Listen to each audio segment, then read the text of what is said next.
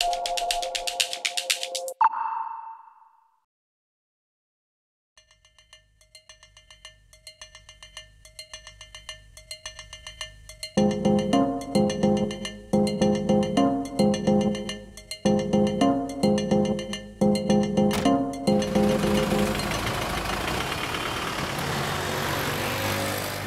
I'm Jen Fall and we're in the Drums taxi cab at Advent Europe.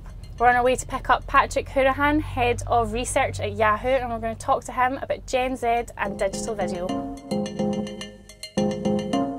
So I mean, we've talked in the past a lot about Gen X and Gen Y, so who is Gen Z? This audience have grown up with the internet, they haven't known the world without it, and they're using it to shortcut their way through lives and to deliver very different experiences. There's no other demographic that are using digital in the same way, and they are the driving force behind why digital is changing so fast, because they're the people who are adopting devices at the fastest rate, who are using it at the fastest rate, and also are becoming daily users faster than anyone else. They are the first true digital natives.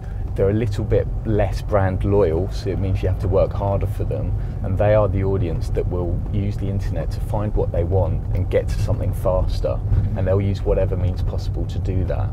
And that means that brands have to think about this particular demographic in a different way, because their behaviours are evolving with the speed of digital, whereas a lot of other audiences are evolving at a slower speed. So it's really about just keeping up with this audience, because they're defining the future of the web. And how hard is that to do? It's incredibly hard. Yeah. It's a challenge. My job is a challenge every single day. Yeah. But it's a challenge I love, because digital is so, you know, I enjoy change, and digital is that. It's a constant evolution. How are advertisers and brands responding to that pace of change? What change brings is disruption. What disruption brings is opportunity. So if we think about what Fox did with the Wolverine 6-second teaser trailer that they seeded in Vine, that was a really good example of taking a new consumer format that people are engaging with and putting advertising content in that space for people to engage with.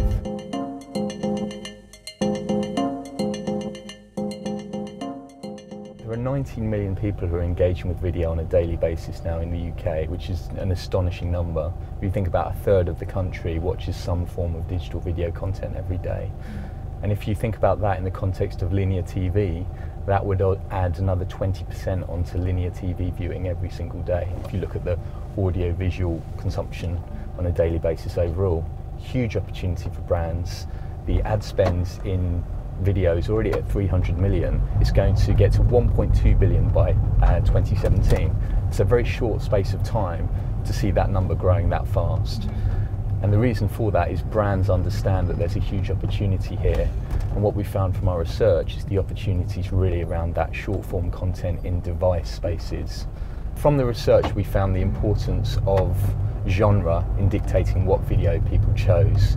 And actually, a couple of the key genres were comedy and also music and live events. And what we found from a comedy perspective was it absolutely is a daily habit. And so the Boris Johnson, Mayor of London, comedy sketches we did last year, it wasn't actually Boris, it was an impressionist on a bus engaging with tourists into London, really worked for us as a packaged up piece of original video short form content.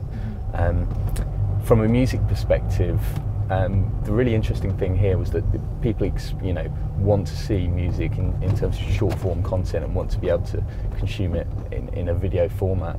And One Direction's live stream of their premiere last year was Yahoo's biggest streamed video content globally, and that happened right here in London.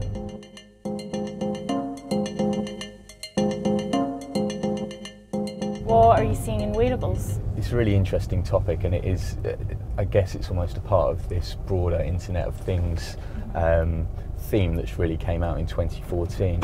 I had an up band which was tracking the steps that I took and the quality of sleep that I had for 4 or 5 months last year. And for the first 3 months I thought it was brilliant, and after that I felt like I was reporting on myself a bit too much. While the product's great, it started to not fit in with my personal daily life. Right.